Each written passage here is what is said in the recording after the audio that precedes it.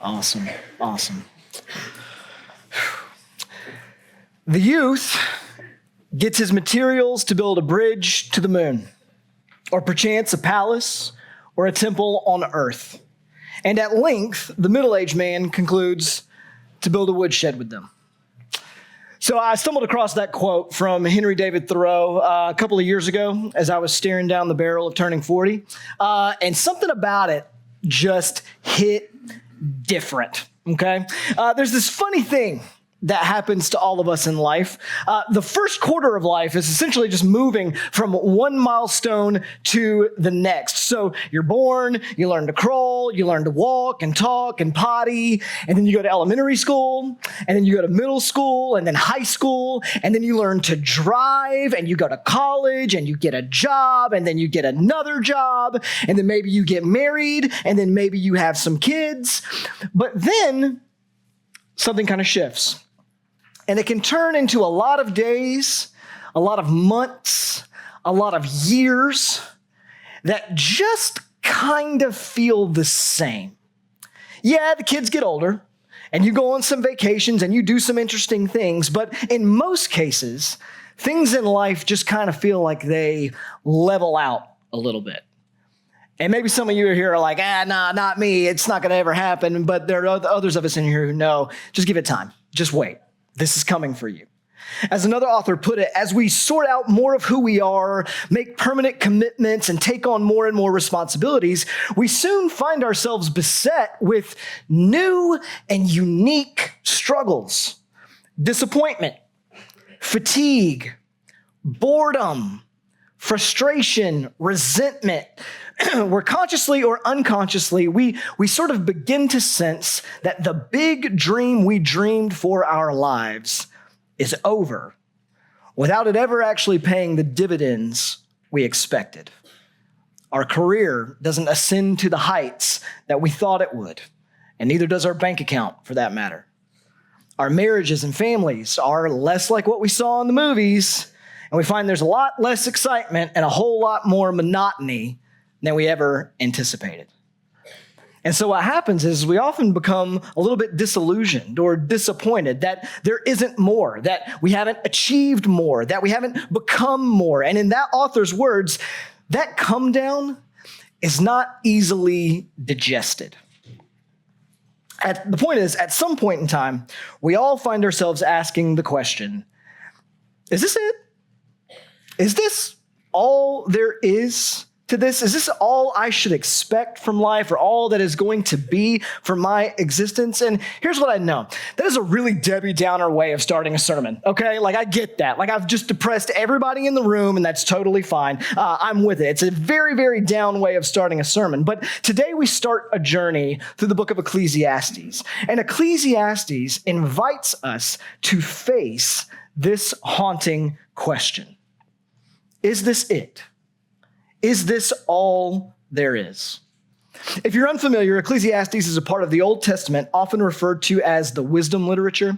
And essentially what the wisdom literature is it's this collection of books that were written to help us understand how to live life well in God's world, all right? And we're going to look at the first 11 verses this morning, as we just heard read a few minutes ago. And so what I'd love for you to do is I'd love for you to grab a Bible and open up there. What we're basically going to do is just work our way through the author's opening dialogue, through his sort of prologue, so to speak. And we're going to start in verse 1. And what it does is it gives us a little bit of information about who is talking to us in this writing. And this is what it reads. It says, "The words of the preacher, the son of David, king in Jerusalem." So the preacher here, it's actually this strange little Hebrew word that is, I think, pronounced kohelet. I'm probably butchering that, but that's how it reads at least. And essentially it means one who gathers people together.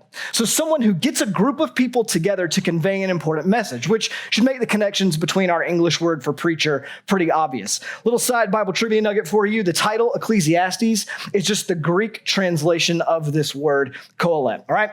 Now, technically, the preacher in Ecclesiastes is anonymous. He never directly identifies himself to us. But what he does tell us about himself is that he was king in Jerusalem in the line of David.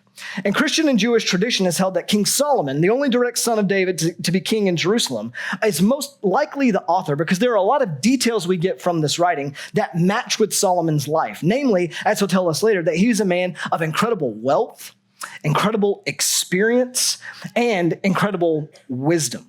Solomon lived around 1000 BC and was generally regarded as the wealthiest and wisest king in Israel's history. In fact, he is considered the archetype, so to speak, for the entire Jewish wisdom tradition. And so in some respects, what we have here in Ecclesiastes, it wouldn't be a stretch to say that Ecclesiastes is Solomon's sermon to God's people about the meaning of life, about what is truly valuable in the life that we live. And today, what I want to do is I want to set us up with his thesis, so to speak. So let's see how he starts his entire talk. He begins in verse 2. He says, "Vanity of vanities," says the preacher. "Vanity of vanities. All is vanity. What does man gain by all the toil at which he toils under the sun?" Other translations put this verse as meaningless, meaningless. Everything is meaningless. Welcome to church. It's a heck of an opening line. I mean, goodness gracious. Hey, everybody, gather around. I have something important to say. Everything in your life is pointless. Go and be blessed, right? Like, this is how he brings us in. Like, some of y'all would riot if I began this way, okay? Like, this would not fly around here. And for what it's worth, it's only going to get worse before it gets better. So gird your loins. But why does this idea strike such a nerve? Like, there's something about it. We hear it and we're like, oh my gosh, like, dude, what is wrong? Do you need to talk? Do we need to like have a little sit down, go to therapy or something? Like, what is going on here? Why does it strike such a nerve with us? Well, because as humans, like, we are wired for meaning. And what I mean by that is like we inherently want our lives to count for something. Inherently, we want our lives to matter, to have purpose or meaning to what we do. Francis Schaeffer once wrote, "All men have a deep longing for significance, a longing for meaning. No man, regardless of his theoretical system, is content to look at himself as a finally meaningless machine, which can and will be discarded totally and forever." The preacher will put a little bit more succinctly in chapter 3 by saying that he, God, has put eternity into man's heart. And the point is that no matter what we may say our belief system is, we want the experience of our lives to matter. We want the things that we do to have some sort of actual significance. And for what it's worth, this is not just a Bible thing, okay? It's not just the Bible telling us that we're wired for meaning and we must have meaning to thrive. Secular research actually backs this up too. So a study published a number of years ago in the academic journal Applied Psychology found that the presence of meaning directly correlates with higher life satisfaction and less depression in life. Another study from the Journal of Clinical Nursing found that meaning in life significantly predicted the emotional and functional well-being of an individual and indirectly influenced physical and social health in older adults, especially those who are aging and in long-term care. In layman's terms, what it's saying is that older adults who had a sense of meaning lived longer and happier lives. And the point is that this ability to thrive and enjoy your life is often directly connected to your sense of meaning and purpose. And so what we do, because this is true, is we strive to find it. We look for meaning and purpose in the lives that we lead. So for some of us, we look for it in things like our careers, what we do to accomplish things in this world and becoming something or reaching a certain level of success or accomplishment. Others of us look for it in family, in having kids or being a mom or being a dad or providing a certain type of life for those around us. Some of us look for it in accumulation, filling our lives with the most or the best stuff. Others of us look for it in status or education or a political ideology or sex or a relationship or a sexual identity. And you could really fill in the blank with any number of things, but we always are looking for something that makes us feel a sense of purpose in this life because humans are by default meaning makers. We can't function and we can't thrive without consciously or unconsciously ascribing some sort of meaning or purpose to our day-to-day lives. And there's a phrase that he uses here that he'll repeat nearly 30 times in the entire book. And it's that phrase, under the sun. And it's a bit of a Hebrew idiom, but what it means is life here on earth, or life in the closed system of the material world.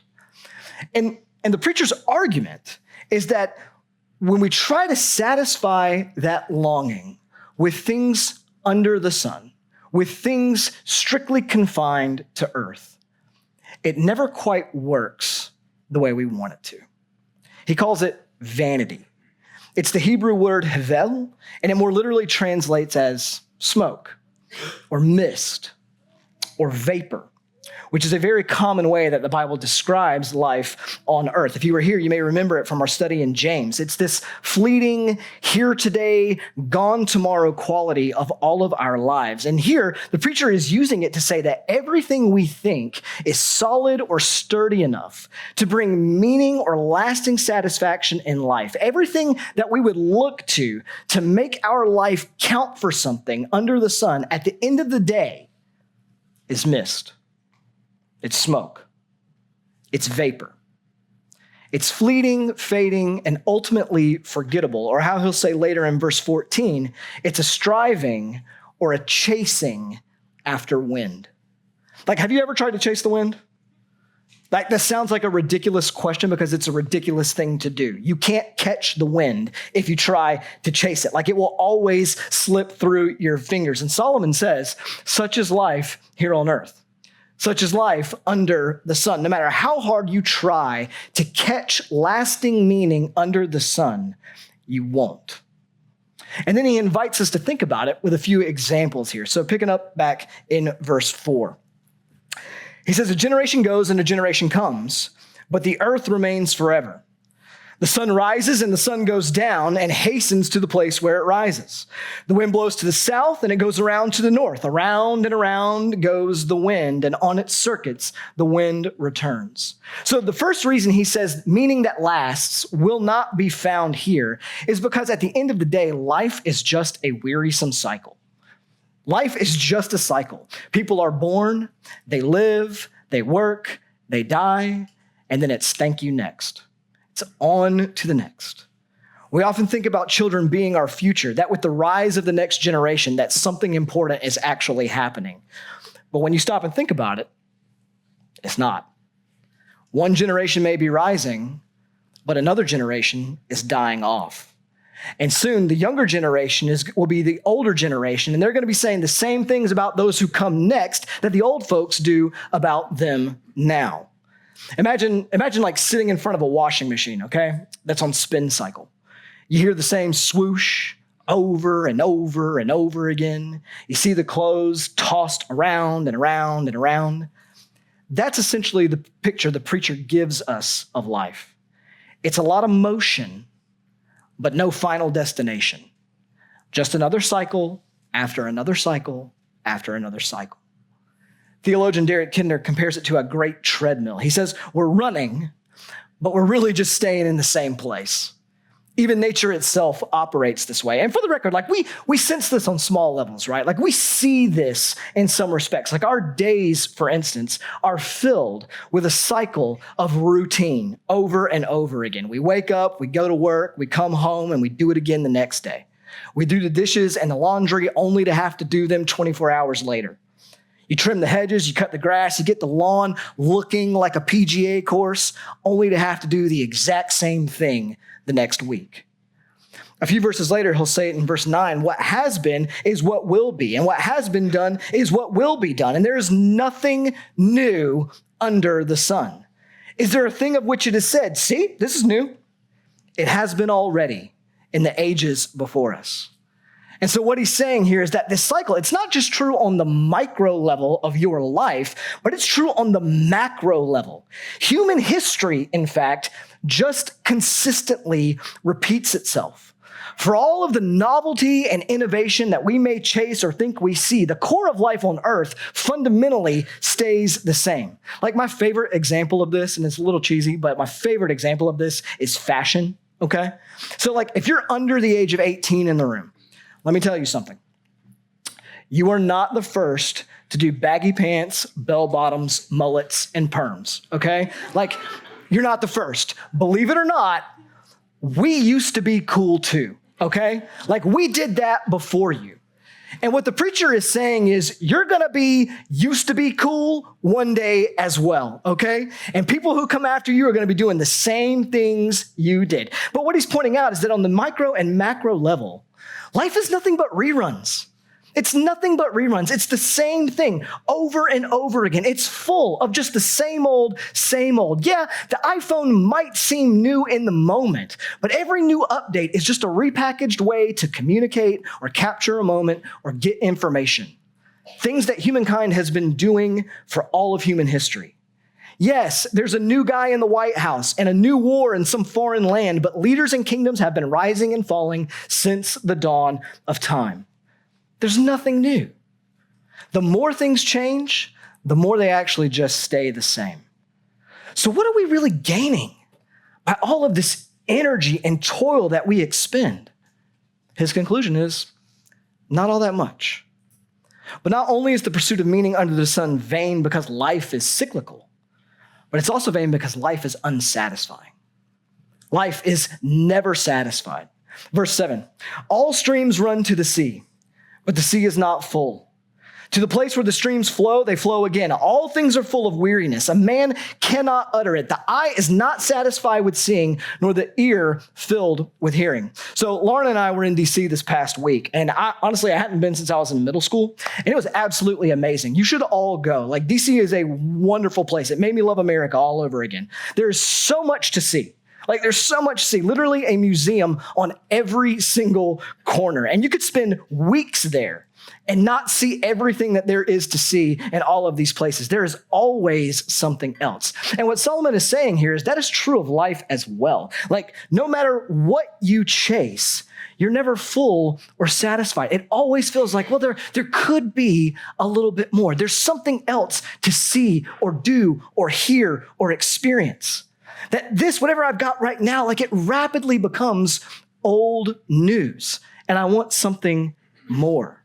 Classic example of this to think about is like kids and Christmas toys. Who am I kidding? All of us in Christmas toys, okay? Like, a few years ago, like, we got a trampoline for our kids for Christmas, and it was quite literally the greatest gift in human history. Like, our whole family loved it. We spent hours upon hours, adults included, jumping on this thing. We loved it. Everybody thought it was great the first time we got it. Now, for the record, we still use it, but not as much as we used to. And it never fails. Those new toys, they lose their shine. This trampoline that was the greatest gift we ever received has honestly become old news. And our kids want something else this next year. The trampoline that was once a treasure is now just a worn out steel and honestly a safety hazard. But so too are the things that we chase in this life. That new car that you saved up for and couldn't wait to buy, well, it's old and it's breaking down and you want a new one. Honestly, maybe for some of you, your car's not even breaking down. You just want something new, something a little shinier, something that's a little more up to date and has a big screen in it. The new house that was supposed to afford your family so much more room and fix all the fighting that you blamed on not having enough space, still filled with all the arguments. The new job that promised an exciting new career, well, now it's just work. The money, yeah, it's taking care of some things, but if you just had a little bit more, you could take care of those others. And this is how it always goes. Life, it's never satisfying. But then he lands on the most sobering one. Verse 11. He says, there is no remembrance of former things, nor will there be any remembrance of later things yet to be among those who come after. Why are the things you spend your life chasing a waste? Because ultimately they're going to die with you. That's what he says. Ultimately, they don't last and they're forgotten. High school trophy cases are the epitome of this reality. Every high school in America has a trophy case with the names of champions from 30 or 40 years ago on it. Yet the students walk by every single day without even noticing, let alone remembering those people. That 3-point percentage record that you felt mattered so much that you were so proud of, the truth is everybody has forgotten it except you, okay? Point being, time erases most legacies, even for those who were the most admired or most successful. For instance, there's this relatively new technology out there called LiDAR. And basically what it enables you to do is it enables us to see structures that lie beneath the ground without actually having to dig them up. And apparently what researchers have been doing is flying planes with this tech over the Amazon rainforest. And basically what they've found are whole cities that were previously undiscovered. People who lived and worked and played, who created technologies and works of art and communities and families and governments and society, whose entire existence has been buried underneath the soil and completely forgotten about by the rest of human history for who knows how long. And what the preacher is telling us here is the exact same thing is coming for you. The exact same fate is coming for you. I try to say this often, but at the end of the day, you are going to get painted up like a clown and put in a box in the ground, and all of your life is going to get reduced to a pretty stone on some grass that eventually no one is going to come visit. And that's all of us. That's everyone in this room. No matter what you accomplish, no matter how many zeros line your bank account right now, no matter how much kale you eat or how many burpees you do, this is our end. Now that's a buzzkill. I know, I get it. All right. Right now you may be thinking, well, what are we doing here? What is going on, Bailey? This is church. I'm supposed to feel good in church. What is happening right now? Some of you are going to go home this afternoon and your spouse is going to say, hey, babe, don't you think you should cut the grass? And you're going to be like, why? You heard the preacher. None of this matters. Let's just let the grass grow, right? This is how it is. You've got unlimited ammunition at this point.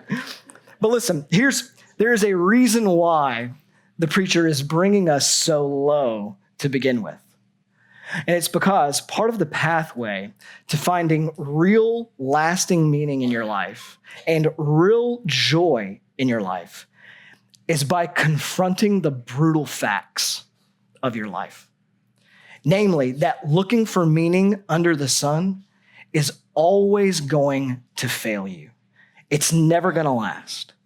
In these examples, the preacher is trying to expose that whatever you think is going to provide lasting meaning for your life, if it is under the sun, it is always going to come up short.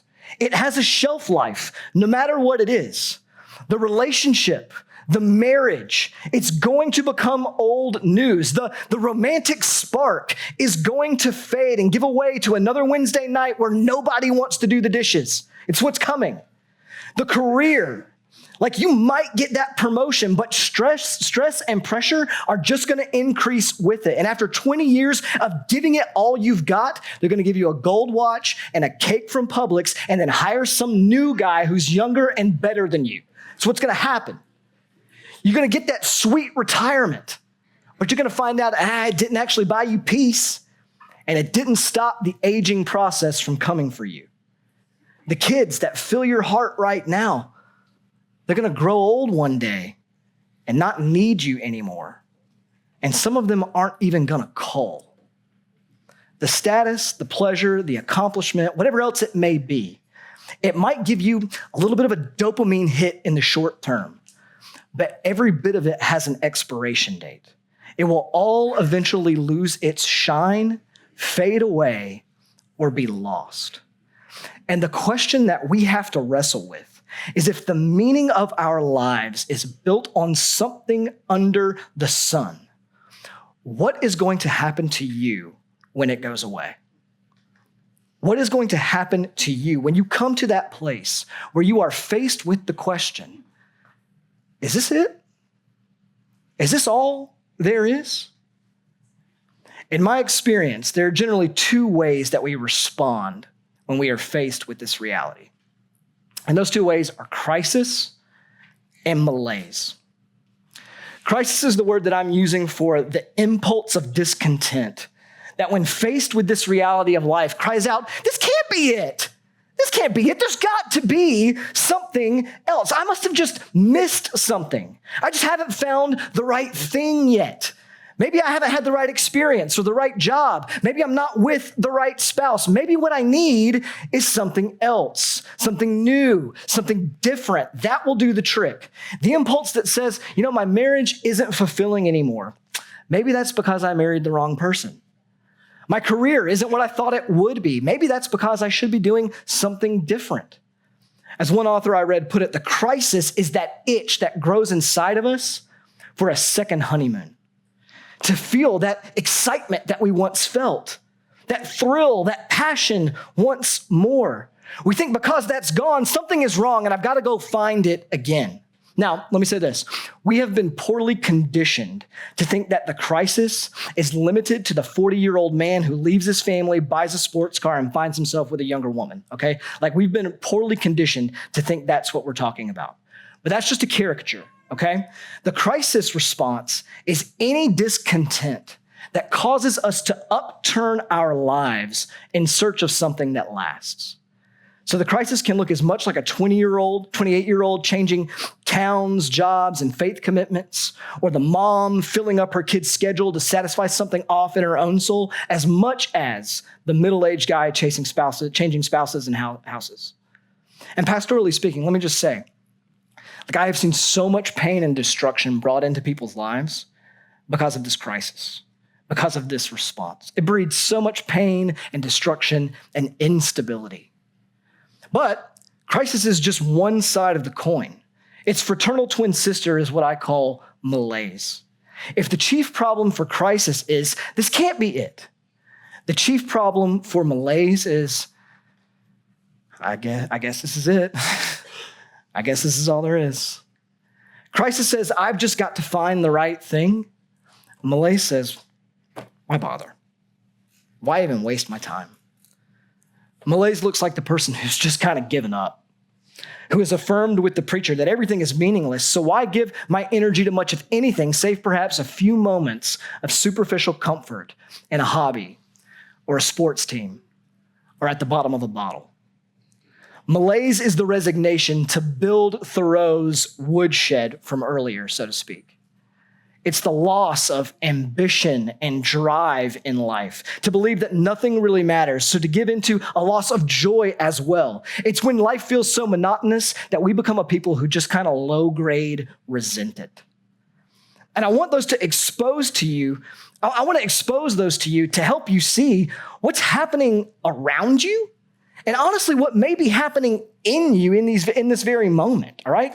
You may be able to sense what's going on within you because, to be honest, in the West, this is us, y'all. Like, these responses kind of typify our culture. Like, for example, we live in one of the most technologically advanced, richest, and instantly gratifying cultures in human history. We quite literally have everything our hearts could desire at our fingertips. And yet we are simultaneously the loneliest, most depressed, most medicated, and unhappy society in human history as well. Lauren Jackson of the New York Times said, a global flourishing study recently said, people are more likely to flourish in third world countries where people report finding more meaning or purpose in their lives than those in many more developed nations. The negative relationship between meaning and gross domestic product per capita is particularly striking, they wrote.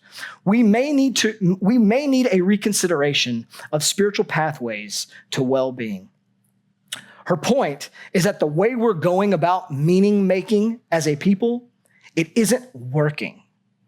And that is precisely why the ancient preacher brings us to this crossroads, to get us to reconsider where meaning in life and the power to enjoy it can actually be found.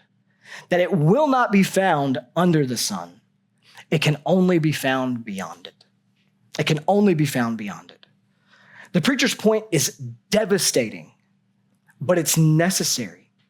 If you try to build your life on anything under the sun, it is going to fail you. You will either live in crisis, constantly chasing something new, or you will sink into malaise, resigning yourself to the fact that nothing ever satisfies. But here's the surprising turn. Ecclesiastes doesn't leave us there.